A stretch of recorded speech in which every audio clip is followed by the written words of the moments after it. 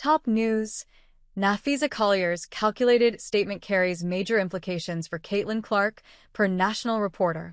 If you have read Napheesa Collier over the years, she is generally a very reserved, mild-mannered, and calm individual off the court.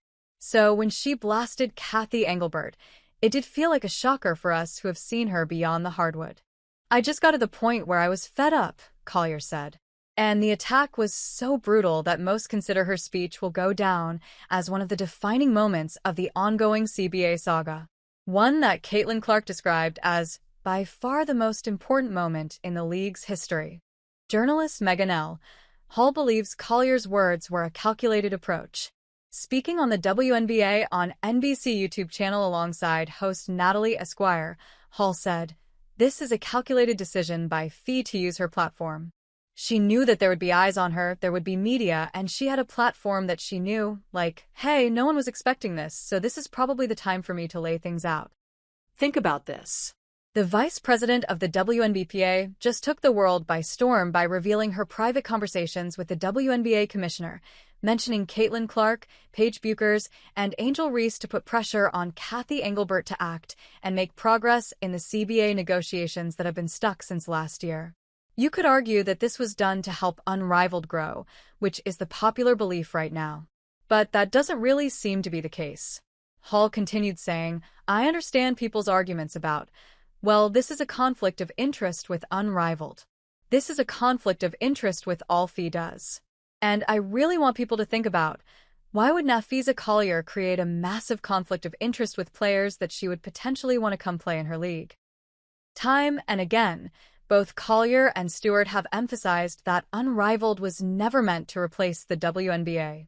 And if you think that she's not going to help them in one and help them in the other, that just doesn't make sense to me. Like, this isn't about necessarily Unrivaled, because I think if it was, you wouldn't have had the reports months ago about the Unrivaled asking the league if it wanted stake and equity in Unrivaled, right? The Unrivaled is so far touted as a league built to offer better facilities and higher pay for WNBA players. According to the founders, their goal isn't to compete with the WNBA, but to create a premier off-season option for players who want to stay home and earn more instead of going overseas. To make Unrivaled grow, Collier needs WNBA players on board, and losing their trust by promoting the league like this would make no sense.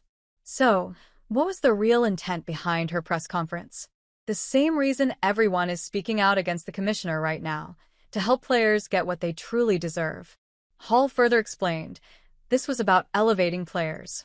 This was about making sure players get the money that they have. This isn't even really about Napheesa Collier and the players now. This is about the players coming behind her as well. You have an entire generation of players who will need to benefit from the current CBA talks.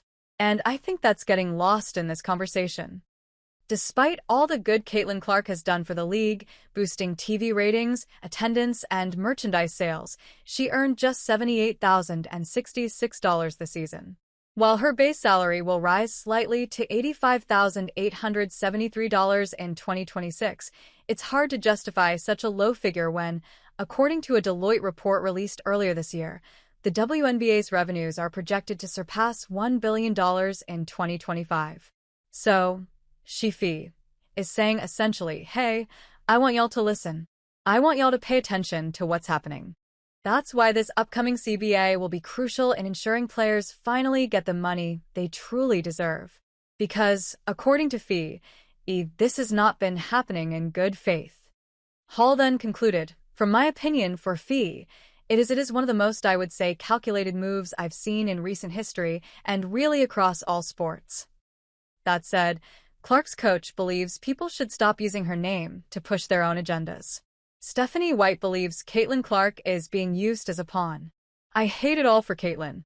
She's a 23-year-old kid who loves to play this game, who is a pawn in a lot of other people's games and a lot of other people's narratives, White told Jake Query on Friday's show on 107.5 The Fan.